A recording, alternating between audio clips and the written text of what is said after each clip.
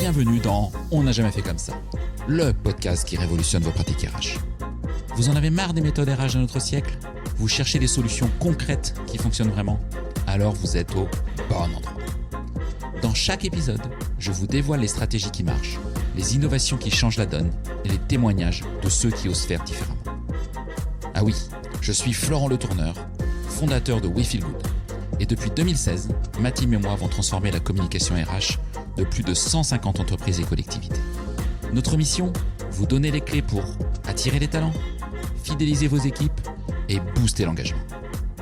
Alors, rendez-vous sur www.wefeelgoodrh.com ou contactez-moi directement sur LinkedIn. Je vous offre un audit gratuit de votre communication RH et je vous mets le lien dans la description de cet épisode. Profitez-en aussi pour vous abonner à ce podcast pour ne rater aucun épisode, bien entendu. Alors, prêt à révolutionner vos pratiques ? C'est parti et excellente écoute. Ce podcast est soutenu par HelloWork, le premier acteur digital français du recrutement. Depuis 25 ans, HelloWork accompagne les entreprises avec ses solutions. Plateforme de recrutement, CV Tech, site carrière ou encore portail de cooptation. Plus de 50 000 pros RH l'utilisent déjà. Et vous ? Découvrez tout ça sur HelloWork Recruteur. Vous trouverez toutes les offres dans le lien en description de cet épisode. Hello à toutes et à tous et bienvenue sur On n'a jamais fait comme ça. Aujourd'hui, j'ai le plaisir d'être reçu par Fabien Caldarella. Je suis dans le cœur de Paris. Alors, je ne suis pas un grand Parisien, dans quel quartier je ne les connais pas. On est dans quel quartier, Fabien ? On est dans le 10e. Dans le 10e. Pas loin de rue Lafayette, en plein cœur de rue du Paradis, parce que je vais t'emmener au paradis. Waouh. Ils viennent tous nous emmener au paradis, toutes et tous. Donc, Fabien, tu es Head of Recruitment, Employer Brand et HR Project chez Artemis. Oui, exactement. Depuis le début d'année, tu pilotes une équipe de 5 personnes. Tu gères le recrutement en France et en Belgique de cette ESN. Oui. Avant ça, tu as travaillé chez Octo Technologies et GEMS. Oui. En 2022, j'ai même lu ça, tu as recruté plus de 300 talents dans l'année. Alors, j'imagine avec une équipe, mais... Oui, un enfer. Mais un vrai marathon RH, ça doit être un truc de fou. Bref, t'es comme moi, t'es pas diplômé RH, mais t'es diplômé, alors je sais pas comme toi pour le coup, mais t'es diplômé en com et en marketing digital. Oui. On va y revenir. Tu mélanges stratégie, créativité, une approche très terrain. Cerise sur le gâteau, aujourd'hui, tu fais partie des RH clairement les plus influents de 2025 selon MyRHline. Soi-disant. Improbable. Ouais. T'as un parcours riche, t'as un regard cash sur la fonction et ça plaît. Fabien, un grand welcome, bienvenue dans ce podcast en tout cas. Merci beaucoup et merci de me recevoir, je suis ravi de pouvoir être là. Eh ben, écoute, c'est avec grand plaisir. Moi, j'ai envie de savoir déjà qui tu es vraiment et comment tu es devenu RH. En fait, ton histoire, ton parcours... depuis ta plus tendre enfance jusqu'à aujourd'hui. Enfin bref, les éléments importants que tu souhaiterais partager pour qu'on comprenne un peu qui tu es, ta culture et tes convictions. Et on va y revenir. Ok.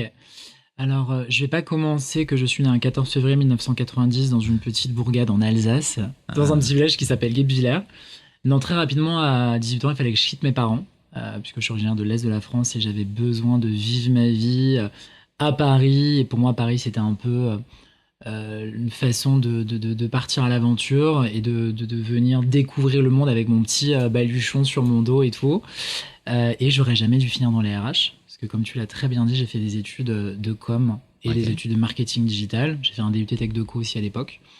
Mais suite à un stage de fin d'études dans la com, chez Publicis, je me suis dit, j'étais au service RH, je faisais plus exactement ce qu'on appelle du booking, donc je recrutais... des hôtesses, des mannequins, des animateurs pour partir en prestation événementielle, jusqu'à ce que je bascule sur le recrutement de chef de secteur pour un des clients qui est Marc Chocolat. Et en fait, j'ai fait la bascule et je pense que c'est le recrutement et la partie RH qui m'a trouvé, plutôt que moi qui me suis dit j'ai envie d'aller là-dedans. Et voilà comment j'ai un peu fini dans cet écosystème fin 2013. D'accord. Après, j'ai évolué... en agence média, en agence de com où j'ai commencé. J'avais besoin de me structurer, de monter en compétences. J'ai rejoint un cabinet, CCLD. D'accord. T'es passé par CCLD. Ouais, je suis passé par CCLD, qui est devenu aujourd'hui le groupe actuel. Un rachat, donc une expérience. Je pense qu'en 1 an et demi, j'ai jamais autant appris dans ma vie sur le métier. C'était une expérience qui était incroyable. Donc structurer l'approche servicielle sur les clients, l'évaluation structurée, le test disque aussi à l'époque, de couleurs, tout ça, j'apprends chez CCLD. Et très naturellement, j'ai évolué où il y avait l'argent, et j'ai compris que l'argent était dans l'IT. Et je rejoins l'écosystème de la tech en 2018. Donc chez une petite boîte qui s'appelle Deloitte, que tu dois pas certainement connaître. Donc et après j'ai évolué Deloitte, j'étais en RPO, j'ai pris la direction du pôle recrutement et je suis devenu associé chez James Group. J'ai changé, j'ai fait un passage chez Octo, mais toujours dans l'IT, dans la tech, puisque l'idée c'était de se dire, moi j'aime bien apprendre et les métiers de la tech, les métiers de l'IT digital, c'est là où vraiment tu apprends. J'ai monté ma boîte. On en reviendra si tu veux, suite à un parcours un peu chaotique. Et je suis en ESN chez Artemis, 800 collaborateurs depuis janvier, début de l'année. Et en fait, j'adore. Et j'ai, tu vois, un mojo qui est de se dire, je fais ça pourquoi ? Parce que j'adore créer des rencontres qui créent de la valeur et des opportunités. Voilà. Et je le fais avec le cœur. Tu peux nous présenter rapidement qui est Artemis ? Artemis, donc une ESN, acteur digital aujourd'hui on est pas loin de 800 collaborateurs avec un cœur de métier qui est l'infrastructure, donc le système, le réseau, les postes de travail, la partie end-user. Donc on accompagne nos clients grands comptes 440, que ce soit l'AG, du BPCE, des plus petits comptes comme Accuracy, des cabinets d'avocats, sur toute leur structuration de leurs équipes SI, l'infrastructure. Donc on met à disposition des consultants. C'est une boîte qui existe depuis aujourd'hui pas loin de 35 ans, qui brasse 84 millions de chiffre d'affaires. Donc on se porte bien, nous, aujourd'hui, puisqu'en fait, on est sur la partie, ce qu'on appelle basse de l'infrastructure. Donc il ne peut pas être remis en cause par le marché, par contre. Tu as toujours besoin, en fait. Tu es challengé, mais tu as besoin de réseau. Tu vois, tu n'as pas le choix. Tu pas le choix. Donc du réseau, tu en as besoin, de la sécu, tu en as besoin. Quand aujourd'hui, sur l'écosystème data, digital, où là, il y a beaucoup plus de cuts budgétaires, parce que les projets sont beaucoup plus matures qu'à l'époque. Donc franchement, on a une stratégie qui roule bien, on a des gens qui sont incroyables. Et j'ai une manager qui est exceptionnelle. D'accord. Et la grande majorité de vos collabs sont chez les clients, en fait ? Ils sont chez les clients, en mission chez les clients, Ils sont en mission soit sur ce qu'on appelle de l'AT, de l'assistance technique, soit sur du projet ou soit sur de l'infogérance. Très clair. Donc tu pilotes le recrutement, la marque employeur, les projets RH, en France, Belgique, avec une équipe. Quelle vision tu portes et pourquoi ce mix 3 en 1 ? Pourquoi vous n'avez pas splitté le poste, par exemple, en 3 3 en 1. Mais en fait, je vais t'expliquer, c'est très simple. J'ai développé une employabilité qui était assez conséquente quand j'ai eu ma boîte. Donc en fait, on se dit, côté recrutement, pour moi, ça fait sens que le recrutement, la marque employeur et le recrutement, en fait, sont hyper imbriqués. Je viens de la com et tu vois, in fine, je reviens à la com et à ce côté marque employeur. Et les projets RH, puisque je travaille aussi main dans la main avec l'équipe RH, tous les projets RH, que ce soit, là, on vient de livrer le kit candidat. C'est comment je me positionne et comment j'ai une approche servicielle pour mes candidats qui servent évidemment in fine derrière à tout le suivi RH qu'on peut mettre en place sur les suivis de période d'essai, sur les certifications, les formations. Donc en fait, c'est toujours hyper imbriqué. Et on a fait du 3 en 1 parce que j'ai négocié ce poste-là, j'ai négocié un package intéressant, une projection intéressante et en fait, on s'est hyper bien entendu. Ça faisait sens qu'on récupère tout ça. Maintenant, ça a commencé en janvier. Il y a encore un champ des possibles à mettre en place. Mais les premiers jalons ont été posés. Et les projets RH qu'on a en parallèle servent aux commerciaux, servent au recrutement, servent à la stratégie d'entreprise aussi. Et pour moi, ça faisait sens que ce soit du 3 en 1. Donc, tu es arrivé effectivement il y a début d'année. Tu as une équipe de 5 personnes qui était peut-être là avant toi, je ne sais pas trop. Elle a bougé. Ça a déjà changé, Comment tu as embarqué cette équipe avec tes convictions et tes partis pris RH, en fait? Écoute, c'est vraiment pas... Moi, il faut savoir, je suis arrivé, j'ai fait un process sur la fin de l'année, novembre-décembre, et on m'a vraiment dépeint un portrait hyper transparent. Donc, je suis arrivé sur le poste, il y avait 2 personnes avant sur ce poste qui n'ont pas fait l'affaire. D'accord. Ça n'a pas marché. Je me suis dit, un peu galère, mais pour moi, un challenge. Donc, j'avais vraiment tous les points positifs et les points, on va dire, à challenger, à améliorer. Et je suis arrivé avec une équipe en ayant des convictions hyper fortes. Je pense qu'aussi ma légitimité, de par faire le métier, parce que je suis très doueur, je mets les mains dans le cambouis, je vais à la chasse, je vais sur le terrain, j'appelle avec les collaborateurs et on a travaillé sur la stratégie, sur le why, de pourquoi on le fait. l'équipe recrutement c'est qui, c'est quoi les compétences de l'équipe recrutement, de quoi on a besoin, de quelle gouvernance on a besoin, quels KPI on va les mesurer, qu'est-ce qui fait que on recrute. Et en fait, la vision des équipes que j'avais, c'était non, mais recruter, c'est juste trouver un CV. Je dis non, recruter, c'est pas juste ça. C'est ça. Et aujourd'hui, j'ai une équipe qui est hyper embarquée, qui, je touche du bois, que Dieu m'entende, je te jure, qui performe, qui est au rendez-vous sur ses chiffres. Et moi, je suis ravi, et je suis vraiment hyper fier de pouvoir le dire, que j'ai des équipes embarquées. Et tu vois, en face, tu as aussi une direction qui va pas à l'inverse de ce que tu as mis en place, mais qui te soutient. Par contre, j'embarque aussi ma boss, j'embarque la direction commerciale, puisque pour moi, ça fait sens qu'on puisse être aligné sur la stratégie, de quoi on a besoin, qu'est-ce qui fait que. Donc au début, pendant la prise de poste, c'était beaucoup de questionnements. Ouais. De quoi on a besoin, qu'est-ce qui a manqué, qu'est-ce qui peut faire la différence. Et après, j'ai écrit un peu ce qu'on appelle le manifeste de l'équipe recrutement. Ok. Où là, j'ai vraiment listé de ce dont on avait besoin. Ok, Ouais. très clair. Le manifeste, les grandes lignes du manifeste, Les grandes ça lignes, n'existait c'est... pas avant d'ailleurs. Hein? Ça n'existait pas avant. Non, il n'existait pas. Ah, ok. Il existait sur la partie RH, mais Ouais. pour moi, la partie recrutement est vraiment une fonction à part, enfin, une fonction rattachée dans tout ce qui est ressources humaines, mais c'est vraiment une fonction qui est hyper stratégique. On a besoin de croître Surtout sur vos métiers. sur nos métiers. Où j'imagine que ça reste compliqué de recruter sur ces métiers. Toujours Ouais. compliqué, même dans la tech, sur la partie, c'est compliqué, mais tu vois, nous, on a sur cette année entre 120 et 130 personnes à aller chercher. Ouais. Là, sur les 6 premiers mois, on en a fait la moitié. Donc, tu vois, on est en mouvement, Ouais. mais tu es tout le temps en train d'apprendre. Donc, sur le manifeste, c'est le why de l'équipe recrutement, à quoi on sert, nos objectifs, nos responsabilités clés aussi, qui sont nos concurrents, qui sont nos candidats persona, où on trouve nos candidats aussi. Donc, tout ça, on est en train de le rédiger. Et là, j'arrive sur un nouveau chantier qui est le kit manager.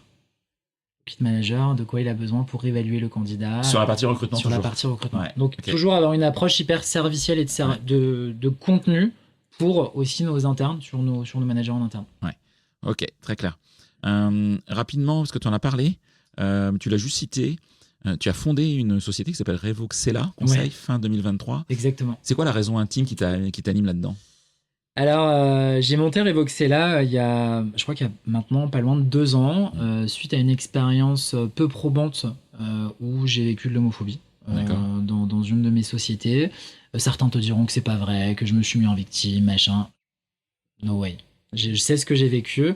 Et l'idée, c'était de se dire, tu penses que je vais me taire, mais je vais encore plus parler. Donc j'ai monté ma boîte. L'idée, c'était de révéler l'importance de l'innovation et de la performance RH sans langue de bois. Et mes clients ont toujours été des clients ESN. J'ai commencé à prendre la parole, mais c'est dû à une blessure. Une blessure vraiment, une blessure d'une valeur. Tu vois, on parle pas de périmètre de poste, on parle pas de compétences, on parle vraiment de toi. Donc en fait, quand tu es venu me chatouiller, j'ai fait beaucoup de lectures, beaucoup de développement personnel, et j'ai monté ma boîte. Ok. Voilà. Et tu accompagnes les ESN sur ce sujet. Et j'accompagnais les ESN Ok. sur la structuration de process RH, recrutement, Ok.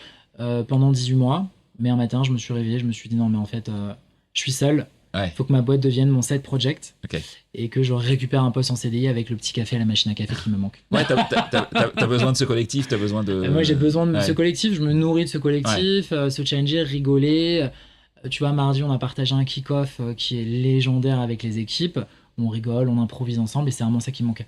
Ok, très très clair. Dans tes convictions, est-ce qu'il y a un cliché idiot que tu entends aujourd'hui sur la fonction RH, la fonction recrutement, que t'aimerais ne plus jamais entendre en fait?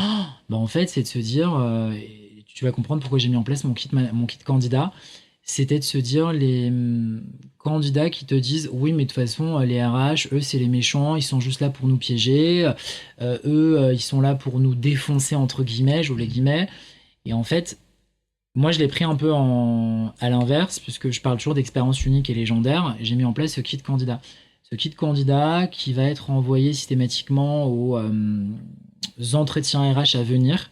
Et l'idée, c'était de mettre en réussite le candidat et lui donner les tips et astuces au sein de l'équipe recrutement, de quoi il a besoin, lui faire un laïus sur la méthode STAR, lui dire plein de petits conseils avec l'équipe recrutement, c'est présenter aussi, donc se livrer aussi aux candidats, plutôt que d'avoir ce côté un peu boîte noire, on ne sait pas qui ils sont hyper prétentieux, ils sont pas accessibles, ils veulent nous piéger. D'avoir ce côté vraiment une approche, comme je te dis, servicielle pour le candidat, pour le faire briller en entretien. Et moi, j'entends beaucoup ça. Tu sais, quand je suis en soirée avec des copains, je fais quoi dans la vie ? sais, des fois, j'hésite. Ouais. Ah, je fais RH. Ah, c'est toi le bip. T'es le méchant qui vire, quoi. Donc, Merci. ouais. T'es le méchant qui vire. Alors que pas du tout. Moi, Ouais. je suis là, pas du tout. Je suis beaucoup plus sur la fonction celle qui recrute Ouais, pour le que coup. celle qui vire. Ouais. Après, oui, des fois, t'as des sujets où t'as des sujets de recadrage, t'as des sujets. Il faut faire du feedback constructif aussi. Mais moi, j'ai envie de dire, j'ai plutôt envie de faire grossir les équipes, faire grossir une société, de participer à de la croissance, que virer des gens. Mais des fois, malheureusement, dans le boulot, t'as pas le choix. Ouais, ça peut faire partie du job. Ouais, tout à fait. Je te le confirme. Alors, si on parle ESN, Oui. les ESN ont aussi une réputation, Oh, plus ou moins bonne, je sais. plus ou moins variable. Toi, aujourd'hui, j'ai envie qu'on vienne un peu sur la vraie vie aussi d'un RH en ESN, la vraie vie des ressources humaines en ESN au sens large. Tu nous déroules un peu le tapis rouge, je sais pas, des galères, des clichés, mais aussi des points positifs, des satisfactions, Ouais. des beaux côtés aussi de la vie en ESN, parce que ça, c'est important. On le citait, tu en parlais tout à l'heure, une grosse partie des collabs sont chez les clients. Oui.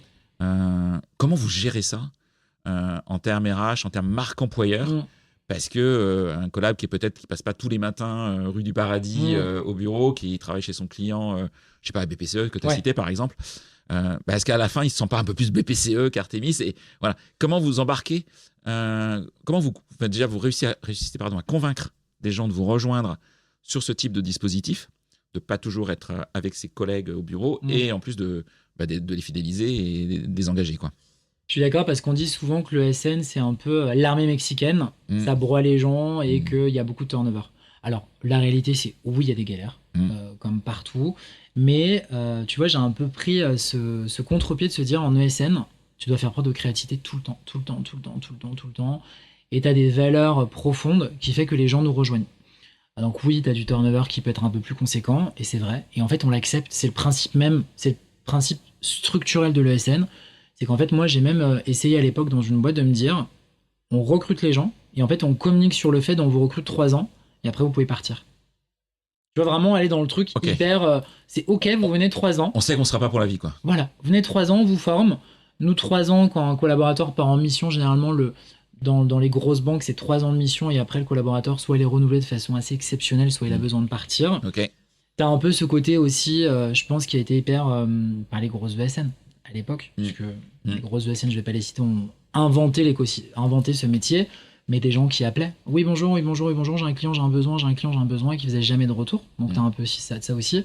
T'as le principe aussi des process ultra longs, parce que quand t'as fait notre process chez nous en interne, si c'est un recrutement sur mission, après, tu fais les process chez les clients. D'accord. Donc, moi, si je suis candidat, j'ai un recrutement avec vous, nous, mais aussi avec le client final. Mais après, il faut qu'on te présente au client final. Ouais, et te dire qu'est-ce qui fait que tu vas partir là-bas. Donc des fois, tu as des process qui sont un peu longs. Donc on est sur un marché qui est hyper compétitif et tendu.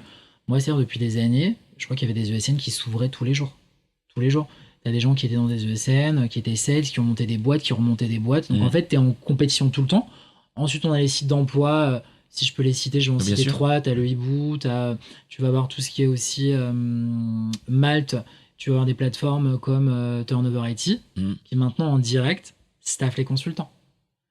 T'as les indépendants qui sont sur ces plateformes-là aussi. Donc en fait, t'as beaucoup de concurrence sur nos métiers et c'est très compliqué.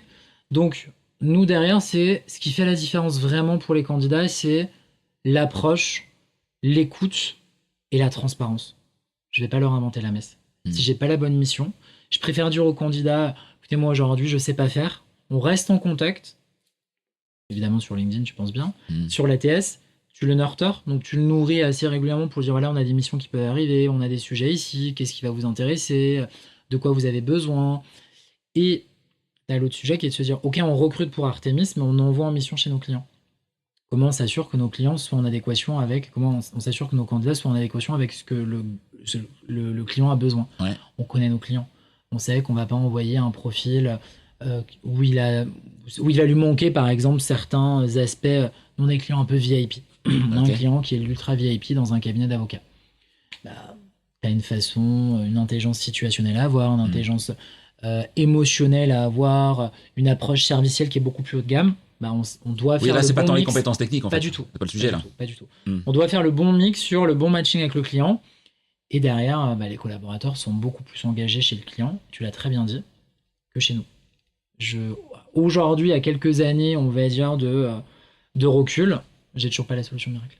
Ouais, ok. T'as beau essayer de te dire, je fais les afterwork, je les engage, j'ai des contenus, je suis leur évolution, je fais des certifs, je fais des formations, je mets en place des cercles, je mets en place plein de sujets.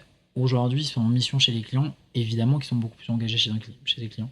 Et j'ai certains clients qui, après 4-5 ans, internalisent. Et j'ai de plus en plus de demandes. C'est-à-dire qui embauchent les consultants. Ouais. De plus en plus de demandes de ce qu'on appelle de pré-embauche. Ils partent en mission de consulting pendant quelques mois.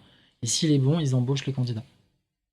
Tu vois. Et en fait, tu te dis. Et ça, tu le dis aux candidats. Ouais, aux candidats. Bien sûr. Ouais, parce qu'en fait, les candidats, c'est des autres leviers de motivation. T'en as beaucoup qui ne veulent plus aller en ESN pour avoir vécu les process de merde, très clairement. Okay. Et nous, des fois, sur les annonces, on dit c'est de la pré-embauche. Venez 6-8 mois, ça se passe bien. Vous rentrez chez le client final. Et certains consultants sont. C'est intéressant parce que c'est un peu un modèle cabinet de recrutement quelque part. C'est un peu un cabinet, c'est avec un autre modèle économique, mais c'est un peu c'est un nouveau modèle de se dire on embarque 6-8 mois. Ouais. Si ça marche bien, en fait, le principe pour moi, c'est une PE déguisée.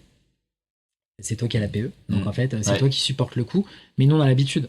Comme on recrute sur profil ou sur mission, on a l'habitude d'avoir suffisamment de turnover de missions chez nos clients. Donc, si le candidat ne convient pas chez le client A, on peut l'envoyer chez le client B. C'est pas pour ça que vous allez vous séparer de ce candidat, en fait. Vous avez du tout à la différence d'un cabinet, pour le coup, là, c'est blanc ou noir. Tu te tapes la garantie. Voilà, c'est un autre sujet. On va faire un épisode là-dessus.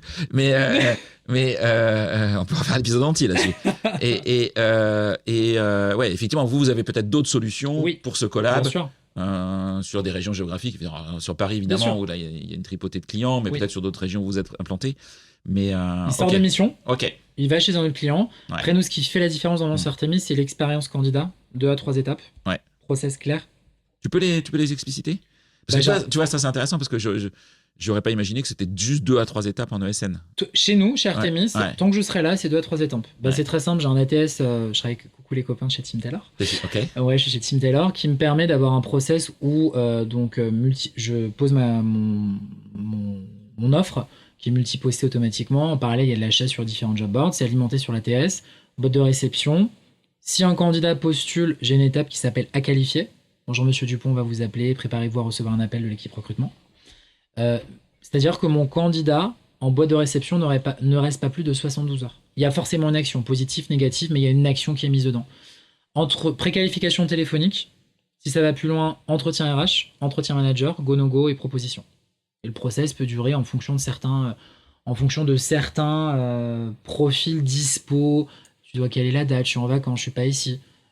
Nous, sur le process, on a 22 jours de process, qui n'est pas énorme. Ouais, dans 3 semaines, tu sais... 3 semaines, tu sais, largement. Mais c'est 2 à 3 étapes. Après, c'est assez efficace. C'est efficace et on s'adapte surtout. Si le candidat me dit, je viens de démarrer les recherches, je vais pas faire un process condensé en 4 jours. Je vais étendre mon process. Que l'intelligence situationnelle de la situation veut qu'il vient de commencer, il va pas prendre sa décision en 10 jours. On va tirer un peu le process. Donc le process en 2, en 3 étapes, avec une expérience collaborateur, où on vient rajouter aussi ce kit candidat. Des outils qui nous permettent aussi d'automatiser. J'ai des déclencheurs automatiques. Quand moi, le candidat, je l'ai pas eu au téléphone, que je le déplace sur... j'ai une étape qui s'appelle message laissé. Le candidat reçoit un mail où il peut choisir un créneau et directement avoir la main sur vous souhaitez être rappelé à quelle heure, on vous rappelle. Okay. Voilà. Est-ce que tu as mis en place, parce que ça c'est un sujet, un débat qui est en train de prendre de l'ampleur, de l'IA générative pour gérer ces entretiens de préqualification? Alors je suis totalement contre. Ah, intéressant. Parce que tu vois. Entretien de préqualification, je suis contre. Okay. Moi, je veux qu'on appelle le candidat et j'ai pas mis de filtre à la réception des CV. Pourquoi ? Parce qu'en fait, l'IA, il va pas déceler un non-dit, il va pas déceler une histoire, je suis parti en pause professionnelle pendant, 18 mois, je suis de retour de maladie parce que, on a eu des cancers longs, tout ça, l'IA, il sait pas le faire. Aujourd'hui, l'IA, il va matcher, il va parser ton CV. Donc moi, sur les phases de préqualification, j'ai déjà eu ce débat-là, je suis totalement contre. Par contre, se faire aider, se faire assister sur la requalification de vivier, sur l'automatisation des tâches, sur, tu vois, quand je recrute un candidat à la fin, pareil, j'ai... tout un process qui part, le NPS qui part, j'ai une enquête de satisfaction qui part à J+30 du recrutement. Tout ça, je me fais assister par l'ATS. Mais sur la phase de préqualification, tant que je serai là, no go. D'accord. Ça, Voilà. tu veux me maîtriser avec tes équipes. Non, on les appelle, c'est nos métiers. Ouais. C'est nos métiers. J'appelle, bonjour monsieur Dupont, je ressens aussi quelque chose. Oui, on évalue des compétences transposables et un comportement. Pour autant, j'ai besoin de ressentir la personne. Au téléphone, j'ai besoin de savoir est-ce qu'elle est souriante, est-ce qu'elle est avenante, est-ce qu'elle a envie de travailler, est-ce qu'elle pose des questions, est-ce qu'il est souriant. Enfin, tu vois, il y a tout ça. Pour moi, quelqu'un qui me dit, alors on ne recrute pas au feeling, Oui. mais tu as quand même une part qui est de 30 ou 40% de est-ce que j'ai cette personne, c'est un culture fit? Est-ce que cette personne pour un manager, c'est du culture add? Est-ce qu'il vient ajouter quelque chose à la culture? Donc tu vois, tout ça, tu l'entends pas dans une phase de précal. Mais moi j'ai déjà été préqualifié par un robot sur WhatsApp. Ah oui, bah ça arrive maintenant, c'est pour ça. Donc moi, non. Ouais. Non. Comme les panneaux photovoltaïques qu'on reçoit.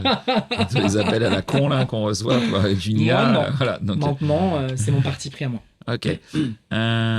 Tu disais, tu as annoncé un volume de 120-130 personnes à l'année. Oui. Pour l'équipe, c'est déjà un très beau volume. Ouais. Dans une vie antérieure, tu avais recruté 300 ou 320 personnes dans une boîte. Un enfer. Alors, sauf si tu avais une équipe de 20 personnes, mais comment t'as fait, quoi? On avait une équipe répartie. Moi, j'étais dans une boîte qui était un pur player de la data. Ok. C'est vraiment 4 ans exceptionnels que j'ai passé.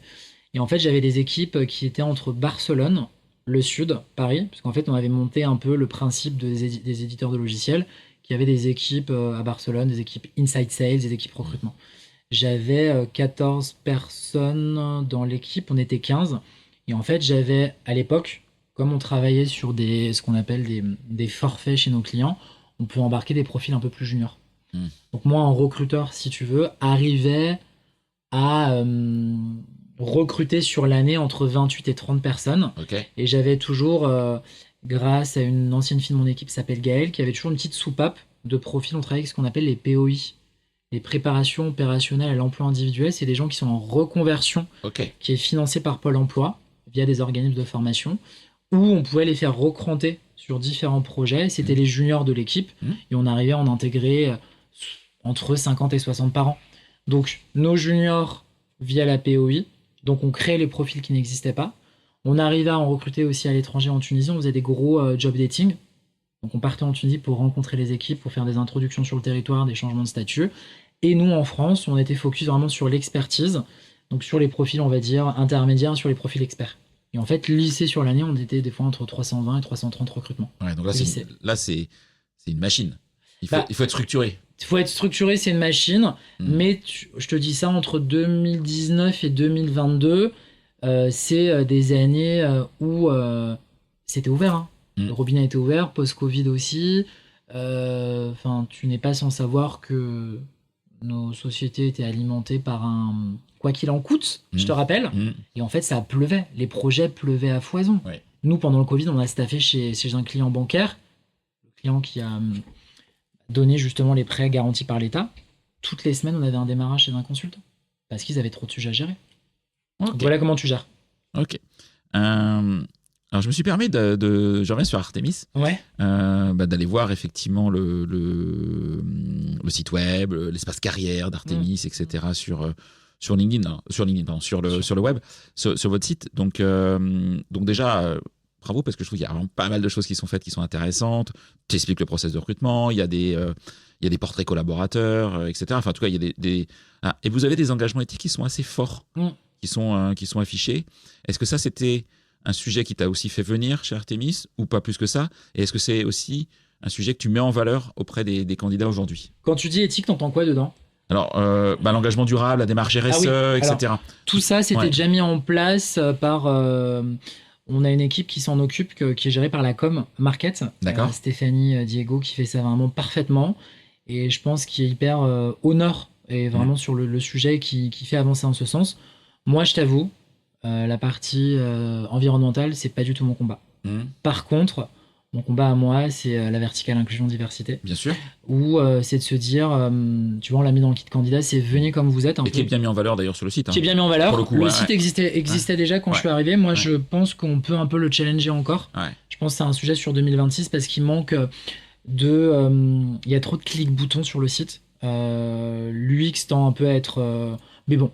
Okay. C'est un sujet, c'est un chantier qu'on peut lancer. Moi, je pense qu'il tend à être un peu plus consolidé. amener plus des éléments plus dans l'air du temps. Ça, c'est mon sujet. Puisqu'en fait, comme je vais travailler sur le persona candidat, je vais travailler aussi sur le parcours de candidature. Bien sûr, ouais. Et moi, les valeurs qui ont fait la différence, c'est vraiment le côté hyper transparent des conversations, des échanges que j'ai pu avoir. On m'a dit que c'était une galère dès le début. Et tu vois, je suis arrivé. Ouais. Direct. Ouais.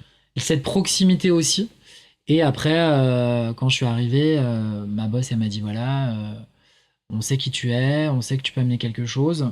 Et la plus belle victoire, je te jure, tu le crois ou pas, hier, on fait un pot parce qu'on a eu un kick-off.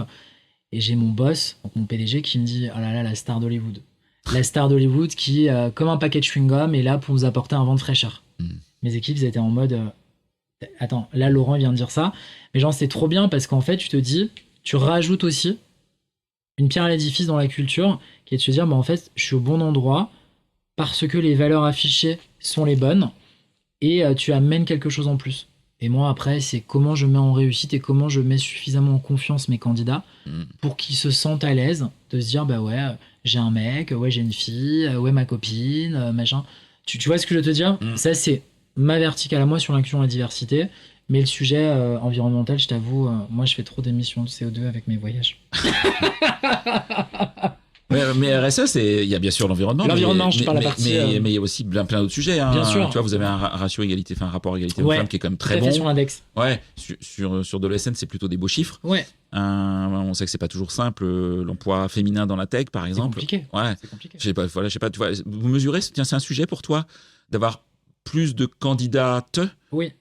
Et bien sûr aussi plus d'embauchés ES. Bien sûr. Bah déjà, moi, toutes les annonces, elles sont non genrées. Ouais. Elles sont non genrées. J'ai pas voulu qu'on mette. Moi, l'écriture inclusive, ça me casse. Ok, non mais ça. T'as compris. Ouais. Je suis pas du tout pour l'écriture inclusive, donc je préfère que je la retourne différemment, de telle sorte à ce que j'évite les e.es. En fait, le problème, c'est que sur le SEO, sur ton référencement, ça sort pas. Ouais, c'est pas très lisible. C'est pas très lisible. Par contre, je vais pas parler de. Tu te souviens, à l'époque, il y avait beaucoup ces trucs de Jedi du recrutement, Jedi du machin. Ouais. En fait, sur certains termes. Les Dark Vador de trucs. Les Dark Vador. Ouais. Les filles, elles se reconnaissent pas. Ouais. Pas du tout. Ouais. Donc, moi, j'ai rendu un truc, je te le montrerai tout à l'heure, le kit manager, qui est. J'ai fait un peu un avatar et je me dis, est-ce que ça parle aux filles et aux garçons? Au sexe féminin, au sexe masculin? Et en fait, ça fonctionne bien. Parce qu'en fait, c'est un avatar, l'avatar est non genré. Et tu vois, juste ça, je te dis, ah ouais, moi j'ai mon Dirko qui m'a dit, t'es parti dans un délire encore avec les histoires. Je dis, mais non, parce que je parle aussi aux filles. Quand je crée du contenu sur mon LinkedIn, je mets des photos de moi maquillée. Mon personnage, c'est qui? C'est des candidats aussi féminins. Tu vois? Donc, je pense que c'est important de se dire, bah, on envoie de temps en temps quelques messages pour avoir les bons personas.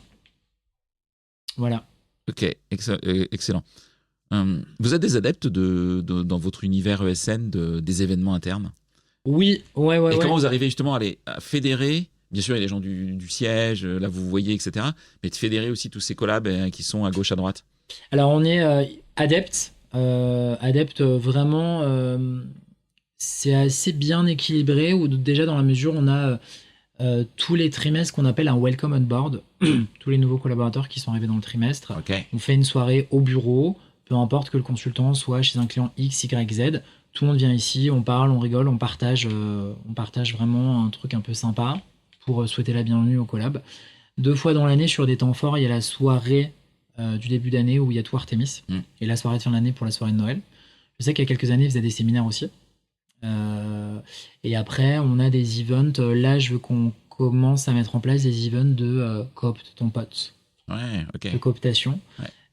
Coopte ton pote, ou un petit jeu sympa, ou un truc un peu, j'ai déjà pensé à un Cluedo géant, tu vois, un truc un peu sympa, ou un cours de cuisine un peu décalé pour qu'on puisse coopter certains collaborateurs. Et en parallèle, je sais que la partie HRBP, avec la partie com, font des events de 30 places ou 35 places un peu plus sympas. De karaoké, ils font des laser games, ils font des jeux dans la tête dans les nuages. Tu vois, on s'adapte encore aux personas. Et moi, quand je suis arrivé 3 mois après, on a fait un karaoké. Okay. Et nous, en inter-équipe, avec les équipes RH recrutent, je fais les journées, ce qu'on appelle les journées tribu recrutement, tribu RH, où on part le matin itérer sur un sujet, on mange ensemble et je fais une activité. Tu vois, avec l'équipe, on a déjà fait des gâteaux, des petits gâteaux, comment ça s'appelle? Des gâteaux coréens, là. Je suis nullissime en gâteaux coréens. On a fait une après-midi, on a fait des gâteaux coréens. Les filles, elles ont adoré.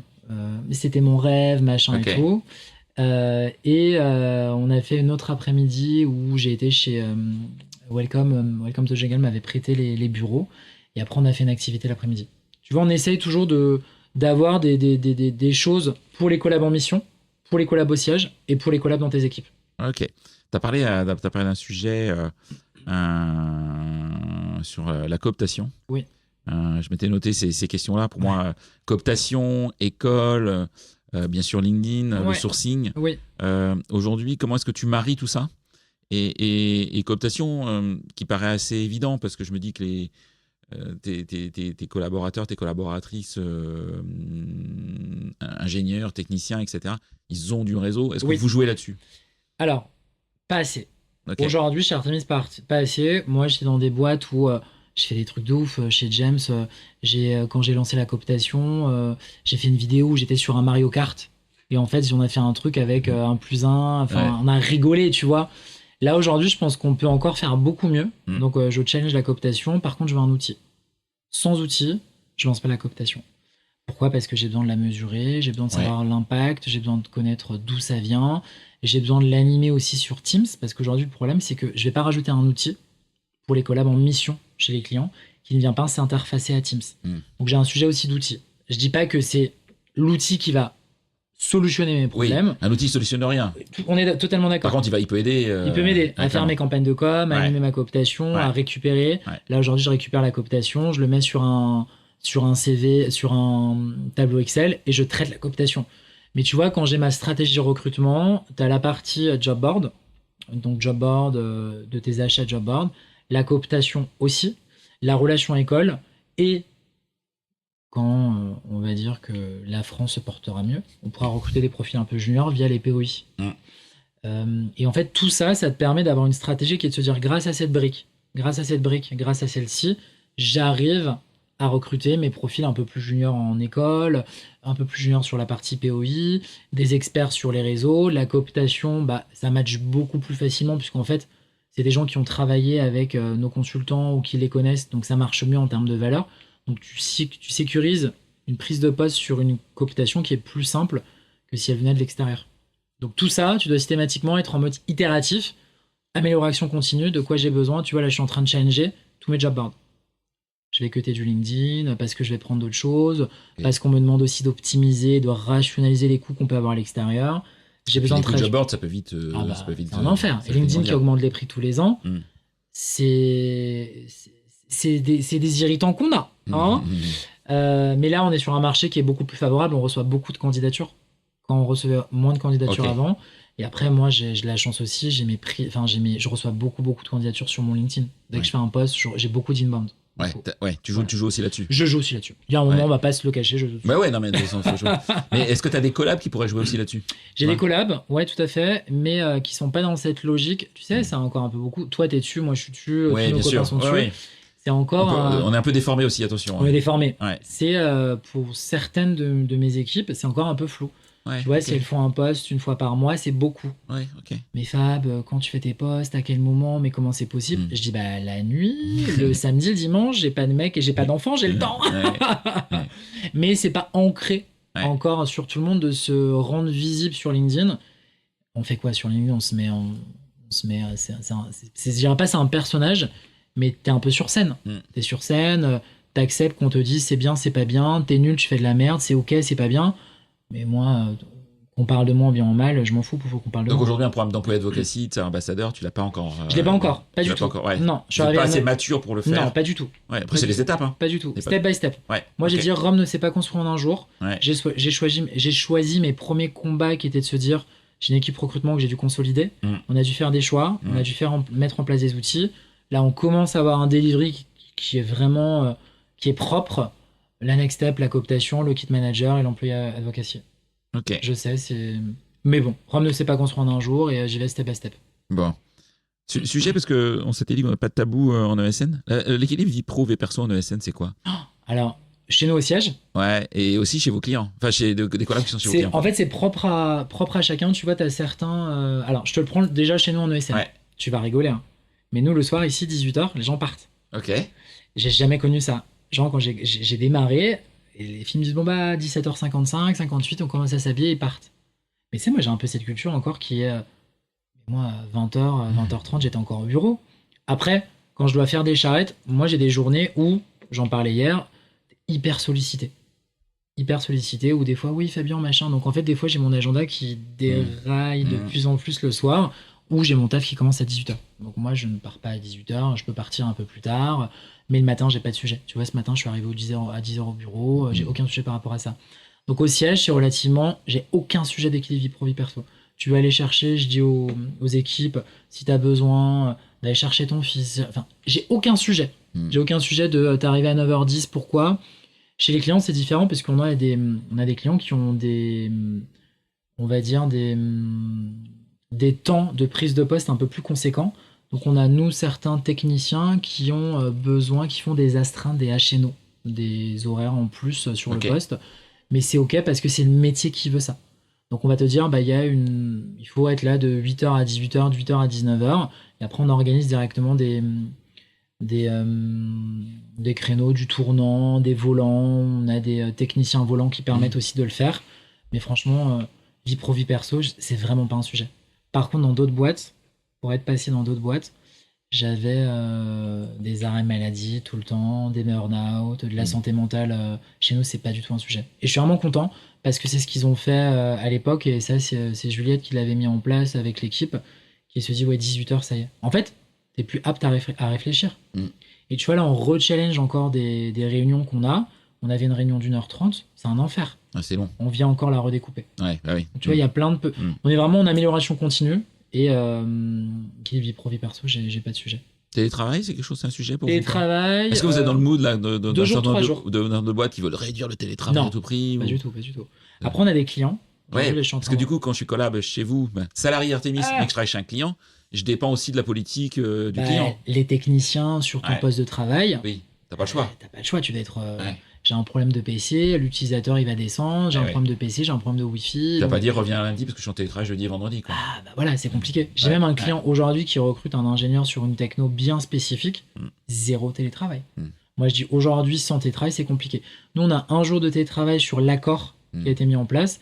Pour autant, c'est 2 jours, 3 jours. Nous, le mercredi et le vendredi, c'est télétravail. Oui, je vois bien, on est vendredi là. Et... Il n'y a personne au bureau. C'est calme. Je suis venu pour toi. On a pu choisir notre bureau, c'est cool. C'est vrai. Ouais, donc. Non, c'est pas un sujet. Ok, ouais, parce que c'est une tendance qu'on voit arriver fort là en ce moment. La SG a essayé. La Société Générale a essayé. Regarde où ils en sont. Ils ont arrêté. Il y a Air France qui l'a annoncé en début d'année, en début septembre. Là, je disais, il y a JC Deco qui réduit le télétravail. Enfin bref. Mais parce qu'en fait, c'est quoi? C'est un sujet de performance de réduire le télétravail? Je sais pas. Pas forcément en fait. Je pense que c'est... Ils ont besoin d'écrémer, les gens qui sont partis, qui sont là depuis 20 ans, ils ont besoin de les sortir. Je sais pas. Moi, franchement, c'est pas mon combat. Moi j'ai une conviction perso, c'est que derrière ces choix, il y a des groupes qui font des plans sociaux déguisés. Ah voilà, on est d'accord. Moi j'assume. Amazon à l'époque. Ouais. Ah voilà, on est d'accord. Ouais, j'assume parce que quand tu as dit il y a 3 ans à des gens, mais n'hésite pas, achète ta maison à 200 km, de toute façon, viens 2 jours à Paris par semaine et puis ça se fera bien. Et puis, en fait, non, faut que tu reviennes 4 jours. C'est pas la même histoire, quoi. Enfin, tu vois. Pas du tout. Donc, et voilà. Donc, après, chacun gère sa boîte comme il entend. Mais en tout cas, je trouve que c'est ma conviction, mais c'est pas cool de faire des stop and go sur ces sujets. C'est des hommes et des femmes qui sont derrière. Enfin, je suis d'accord. C'est pas des machines, quoi. Tu vois, donc, faut faire attention. Et quand je vois que ce sont des.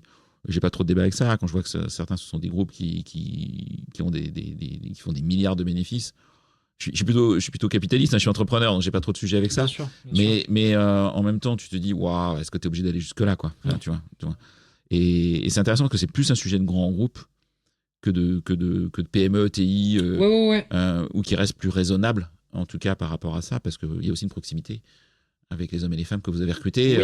Après, attention, tu as encore sur certaines directions, je peux l'avoir observé chez nous, qui est un peu les gens font plus du télé que du travail. Oui, ok. Un sujet de confiance, sauf qu'aujourd'hui, on peut le mesurer. Tu vois tout sur l'ATS, tu vois sur les mails, tu sais, ça va passer. Donc après, c'est juste, je pense qu'il faut... Est-ce que tu as fait ou pas, tu le vois, de toute façon. Faut faire confiance. Faut faire confiance, mais des fois, tu peux avoir des dérives. Ok, très très clair. Comment tu vois la fonction RH ces prochaines années dans une ESN ? Comment je vois la fonction RH? La fonction recrutement en particulier que tu connais bien, recrutement marque employeur. Alors tu vois, on parle de plus en plus d'IA. Ouais. Et on parle de plus en plus de l'IA va remplacer la fonction RH. Pour moi, on va tomber beaucoup plus sur des personnes qui maîtriseront l'IA, donc un RH un peu augmenté, pas remplacé, où en fait, pour moi, l'humain reste le maître mot, reste au cœur vraiment de l'action, il a juste 150 tentacules, tu vois, quand moi j'ai mes calls, j'ai mon assistant virtuel, mon assistant virtuel me fait mon compte rendu, j'ai fait un Zapier qui me permet de faire le mail automatiquement. Il vient pas me remplacer. Non. C'est juste qu'en fait, il vient m'augmenter. Tu viens de gagner du temps. Voilà. Sur virtuel, tu utilises quoi comme solution? Nuta. Ah, moi aussi. On adore. Ah, j'adore Nuta. Alex. J'adore Nuta. On adore. Donc, pour moi aussi, côté RH, tu auras de plus en plus de personnes qui vont te faire du marketing, de la com, de la data, parce qu'aujourd'hui, on te demande de faire, d'être ambassadeur, d'être image de marque, d'être, hier, on te demande de sortir de la vise aussi. Donc, on en est de recrutement, t'en es où dans ton funnel de conversion, tu dois savoir pitcher, tu dois savoir analyser, tu dois savoir évidemment marketer ton analyse. Et une fonction aussi qui a besoin pour moi d'être cash et responsable, pas de poudre aux yeux, c'est terminé. D'accord. Tu vois, quand on te dit oui, alors nous on est les meilleurs, on est les leaders du marché. Non, on veut du concret, on veut des choses transparentes. Si je sais pas faire, je te dirais écoute Florent, c'est pas la boîte, on n'est pas la bonne boîte. Par contre, allez voir chez X, Y, Z, potentiellement il y a des sujets à faire. Tu vois, et donc ça c'est canon. Et pour moi aussi un sujet où on a besoin que l'ESN soit un peu comme un laboratoire aussi. Si tu arrives à faire tenir l'expérience collab dans ce secteur, tu vois, tu peux le faire partout. Vraiment. Et même si demain je voulais en sortir, je pense que ça me manquerait un peu. Tu vois, de se dire un peu le SN, on peut itérer plein de choses, on peut tester plein de choses. Donc voilà comment je verrais un peu cette fonction RH dans l'ESN et de plus en plus. Et tu vois, de la proximité.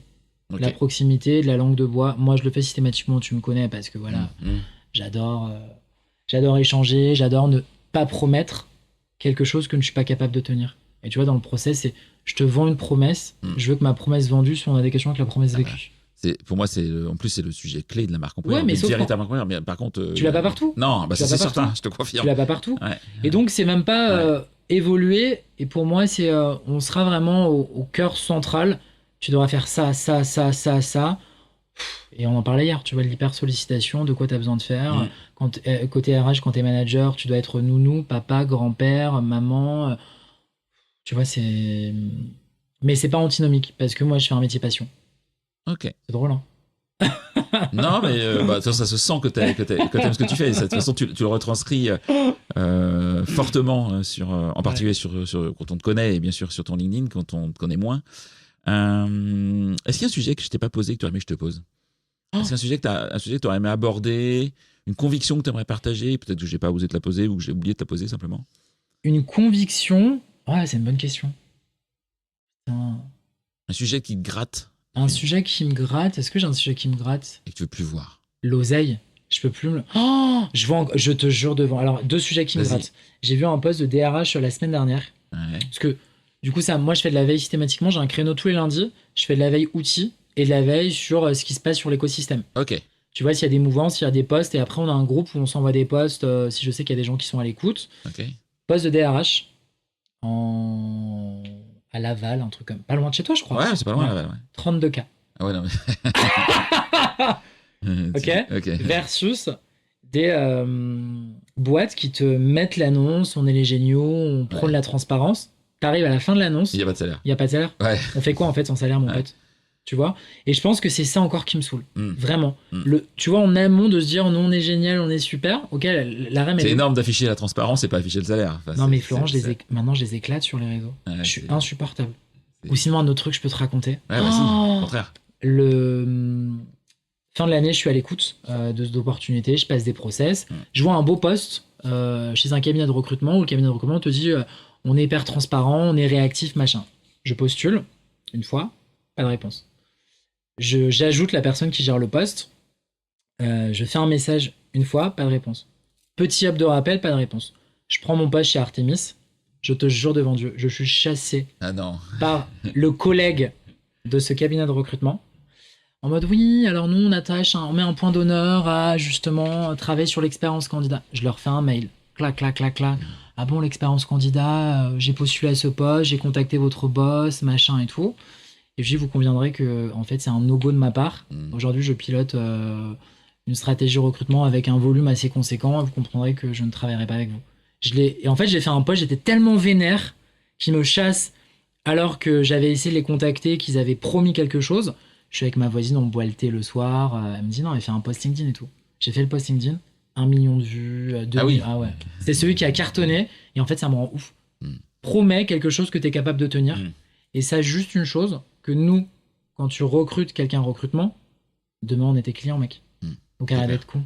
Tu dois être sur-sollicité de cabinet, non, en ce moment? Ouais, beaucoup, ouais. Beaucoup de cabinets de recrutement, beaucoup de candidats open to work. Ouais. Je réponds à tout le monde sur LinkedIn, le samedi et le dimanche, dès que je peux. Mais je réponds à tout le monde. Ouais. Mais tu vois, c'est vraiment des trucs qui me... Franchement, ça m'irrite. Oui, parce que c'est pas cohérent. En fait, c'est juste faut t'aligner. Tu promets quelque chose, tu le fais. Puis voilà, Point à la ligne, en fait. Maintenant, j'ai juste que... T'as le droit d'être imparfait, on a tous imparfait, mais par contre... Personne n'est parfait. Soit tu travailles sur tes process dans ces cas-là, mais en tout cas, tu respectes ce que tu écris. Ça, va pas raconter que tu réponds au candidat quand je te relance, quand je fais un premier message, un deuxième message, que tu vois les messages. Non, mais non, pas du tout. Ok. Pas du tout. Pas du tout. Tu vois, j'avais une question sur une courte anecdote pro que tu n'avais pas raconté à un micro. C'est peut-être ça, du coup. Non. T'as quelque chose d'autre à me raconter? Oh là là. Ah, vas-y. Je te jure. Il y a dans l'anecdote pro il y en a une que j'ai déjà racontée, c'est j'ai un candidat en process, ça devient mon mec parce que le client ne voulait pas. Ça, je l'ai raconté, c'est pas une exclue. Ouais. Là où j'ai une anecdote un peu sympa, je suis en soirée il y a 1 an, je fais la file d'une boîte, tout simplement. Une soirée gay, évidemment. Et en fait, je tombe sur 2 ex-collaborateurs de mon ancienne boîte qui me disent « Ah, mais chouchou, qu'est-ce que tu fais là ?» Et donc, je vois la personne, je dis « Ah, mais vous faites quoi ici ?»« Ah, ben on vient en soirée et tout, on est en soirée. » Et elle me dit « Mais t'es où en ce moment ? On cherche des missions, on a envie de partir. » J'ai trop bien. Donc, en fait, j'ai récupéré les CV des collaborateurs et j'en ai positionné un chez un de mes clients qui a démarré 3 semaines après. Nuit, donc j'ai trouvé que c'était sympa. Je te dis, on faisait la queue dans la boîte. Ouais. Mais Fab, qu'est-ce que tu fais là? Et c'est parti de là. Ils m'ont envoyé les CV le lendemain. J'ai shooté à mes clients et un a été embauché. Ok. Donc je trouve que c'est sympa. Ta veille, alors tu en as un petit peu parlé. Ouais. Parce que ça, c'est un sujet important. En tout cas, moi, je considère que c'est important de faire sa veille. Essentiel. Ouais. Toi, c'est quoi tes tips indispensables que tu aimerais partager là-dessus? Alors, tips, moi, tous les lundis, les équipes, à chaque fois, elles ont envie de mourir parce qu'elles savent que quand je prends mon bureau, mon PC à 17h, je vais m'enfermer. De la veille sur tous les outils, vraiment, outils, ce qui se fait, outils d'automatisation, outils qui me permettent d'aller plus vite. Tu vois, là, le dernier qu'on est en train d'expérimenter, c'est Nuta, que moi j'ai expérimenté, que j'ai appelé Alexandre, écoute, on aimerait l'expérimenter côté RH, côté recrutement, pour les EA, pour les réunions. Donc, je suis hyper content qu'on puisse utiliser en ce moment. J'ai un créneau dédié tous les lundis. Et moi, comme je viens au bureau en voiture, politique RSE, je m'en bats les couilles, j'aime pas les transports, les gars, merci. J'ai un podcast.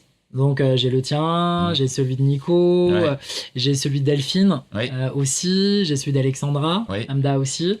Et j'alterne. Okay. J'alterne 45 minutes un podcast dans la voiture. Et là, on va me dire... Mais de toute façon, mes équipes me diront, il mange, il dort, il sort en soirée RH, il mange taf. C'est un peu comme ça que je l'ai fait. Je reçois de l'info aussi de mon agence de conseil RH. Je reçois des infos de la part de I2O sur des sujets, sur des nouvelles utilisations. Et aujourd'hui, c'est drôle ce que je viens de dire, mais en fait, je suis contacté pour moi-même pousser des sujets d'innovation ou des sujets un peu différenciants ou de la structure ou de l'organisation, et je trouve ça hyper drôle, quoi, tu vois. Donc voilà un peu comment je m'enrichis. J'ai un créneau dédié et les podcasts le matin ou le soir quand je les ai en 2 temps. D'accord. Et parce que moi j'adore. Je peux pas, en fait, j'ai toujours envie d'être, j'ai peut-être un peu ce côté du FOMO, de connaître tout, vouloir tout, d'être alimenté pour être potentiellement aussi légitime ou crédible auprès d'audience, auprès de ma direction, auprès de mes équipes, de se dire je connais, je sais pas. Après, pour te défendre aussi et pour aller dans ta lignée, parce que je suis un peu comme toi, notre monde RH, notre monde recrutement bouge vite. Bien sûr. Donc suivre ce qui se passe, c'est quand même clé aujourd'hui, je pense. Et j'aime bien, moi, ta démarche de tester. Tu vois, tu prends un outil, tu le testes, après t'y vas pas. Tout à fait. Mais tu vois, j'ai plus de mal quand j'entends des personnes dire ouais, mais en fait, moi, ça me plaît pas, quoi. Non, mais il faut l'essayer. Le fameux, on fera plus jamais comme ça, quoi. Ah non. Enfin, on fait jamais comme ça. Ah, mais à un moment, mais teste, essaye, regarde. Et puis Je peux te donner un exemple. Tu verras si tu vas ou tu vas pas. Un exemple d'outil qui pour moi est indispensable. Tu vois, le principe même en ESN, tu as un CV du candidat, tu as besoin d'en avoir un dossier de compétences. Tu vois le principe, on a besoin d'harmoniser. Oui. Et donc il y avait un outil que moi j'utilisais depuis quelques années qui s'appelle Do You Buzz Showcase. Ok. Peut-être que tu connais puisqu'on sont de l'Ouest. Oui, c'était Nantes, Do You Buzz exactement, exactement. Et en fait, rétition côté sales, non, on veut ouvrir le profil sur Word, on veut modifier à la mano. J'ai dit mais là ça vous permet de le faire en ligne directement. Non, on n'en veut pas. Évidemment, t'en veux pas. Moi, côté recrute, je l'utilise. J'utilise côté recrutement. J'ai une licence côté recrutement. J'enrichis les CV. Okay. C'est fait en 20 secondes. Je mets mon CV. Le matching vient rechercher. Relecture. Le CV l'enrichit. Ça part côté sales. Non, on n'en veut pas. Je te jure que les gens qui en voulaient pas côté sales m'ont demandé. Et aujourd'hui, le mec m'a dit si t'as quelqu'un qui vient, je peux être référent sur l'outil. Il est vraiment top. C'est génial. Test and learn. Tu vois. Mais on a encore une population qui a certaines croyances et ancrages ou certaines façons de faire qui vont pas les tester. Quand moi, à 35 ans, je teste tout ce qui est possible de tester. Parce que je suis obligé d'être dans l'air du temps. Et après, pour asseoir des choses un peu plus profondes, les livres. Les livres de mes copines, quoi. Ouais. Et le livre d'Élise Léo, le livre de Marie-Sophie. Ouais. Parce qu'évidemment... Marie-Sophie Zambeau. Marie-Sophie Zambeau, Élise Moron aussi. Donc... ça fait sens, et là on a le lancement du livre de Charlène, de Tonton Karim lundi là, en exclu aussi, et tu vois ça vient t'enrichir de te dire bah voilà il y a des choses qui sont faites par certains acteurs, est-ce qu'il me manque des choses, et les tables rondes, on fait beaucoup de tables rondes, beaucoup d'afterwork RH aussi, des groupes sur WhatsApp qu'on a où on s'enrichit mutuellement, tiens j'ai un problème, on a ça, comment vous l'avez géré, des retours d'expérience, et c'est ça je pense qui vient alimenter notre réflexion, nos convictions, nos façons de faire. Et il faut pas rester sur on a toujours fait comme ça. Non. Test and learn. Ok, très très clair. Est-ce qu'il y a des personnes que tu me recommanderais d'interviewer sur ce podcast des gens soit que tu connais et que tu dis ouais, Florent, faut que tu les aies, ou que tu connais peut-être pas, que tu aimerais entendre. Des gens. Dans notre univers RH. Dans notre univers RH. Tu vois, il y a une. Nadia, de chez la DRH, l'ex-DRH de chez Jennifer, tu la connais ? Non. Je l'ai rencontrée sur un event. Et tu dois être la deuxième personne qui m'en parle. Ah, tu vois. Ouais. Et je trouve qu'elle vient pas de... Écoute-moi, gros coup de cœur. Gros coup de cœur sur un event qu'on a eu. Oh, je l'appelle... elle vient pas de l'écosystème RH. Et en fait, elle s'est battue, combative. Et là, tu vois, elle a accompagné du mieux qu'elle peut Jennifer... Mais je confirme de tête, tu es la deuxième personne qui m'en parle. Donc, écoute, moi j'ai trouvé exceptionnel, vraiment sur des sujets RH qu'elle a adressés. Après, si t'as pas encore interviewé ma team, Élise, Marie-Sophie, vas-y quoi. Elles auront des choses à dire. Élise Moron. Alors, j'ai interviewé Élise Moron après une nuit blanche. Mais non. Mais si. Où au festival RH l'année dernière. Ah, c'est pas vrai. Ah, vous étiez dans le froid là. Ah bah ouais. Sous votre tente là. Elle n'avait pas. Moi j'étais pas. Non, moi j'étais à l'hôtel. Moi je ne vais pas sous une tente. J'ai passé l'âge des tentes et c'était quand j'étais ado ça. Ah putain. Moi je dors dans le dur. Et Élise, elle n'avait pas dormi. Elle m'a fait un épisode de dingue. Et Marie-Sophie, non, j'ai jamais eu. Marie-Sophie aussi. Non, tu vois vraiment pour la partie. Mais Nadia, je pense qu'il y a des choses à dire. Et elle le dit avec le cœur, avec conviction. Et je trouve que c'est beau ce qu'elle a fait. Ok. Voilà. Très très clair. Si on a envie de te contacter, LinkedIn. Je réponds à tout le monde. LinkedIn, je suis réactif puisqu'en fait, je pense que LinkedIn, je vais me l'implanter dans la-dedans. C'est mon canal principal. Et après, je suis sur Insta et je suis sur TikTok. Ouais. Je te suis sur Insta, je crois. Moi. Sur Insta, ouais. TikTok, TikTok, j'ai aussi. Mais en fait, c'est une enfin, c'est un autre canal. Je raconte un peu la même chose. Insta, t'es plus dans le perso. Insta perso. Ouais. LinkedIn pro, bah après LinkedIn t'es obligé de mettre du perso, hein. Sinon ça marche pas. Oui, faut l'humaniser en tout cas. Faut l'humaniser. Ouais. Je vais te dire, je vais te vendre un outil, bah écoute, 1 + 1 fait 2, ok, très bien, fine. Voilà, mais. Ok. LinkedIn, canal principal. Ok. Un grand merci Fabien. Merci beaucoup. Ouais, un grand merci pour ta disponibilité déjà, ton temps, ton accueil, et tes tips, tes conseils, ton humour, tes convictions qui sont fortes. Et je pense qu'avoir des hommes et des femmes de conviction aujourd'hui, c'est clé dans notre univers. Je suis d'accord. Ouais. Un grand merci, Fabien. Merci beaucoup. À et bientôt. Comme je dis toujours, mon café refroidi, mes candidats jamais en fait. Bye. Moi. Au revoir. C'est terminé pour ce bel épisode. Merci de l'avoir suivi en entier. Pour ne pas rater le prochain, d'ailleurs je prépare plein de chouettes entretiens pour ces prochaines semaines, abonnez-vous à On n'a jamais fait comme ça. C'est le bouton Sweep sur Apple Podcast ou s'abonner simplement sur Spotify. N'hésitez pas également à mettre 5 étoiles si vous avez apprécié ce podcast et à me contacter via LinkedIn pour tout commentaire ou toute suggestion d'invité. À bientôt!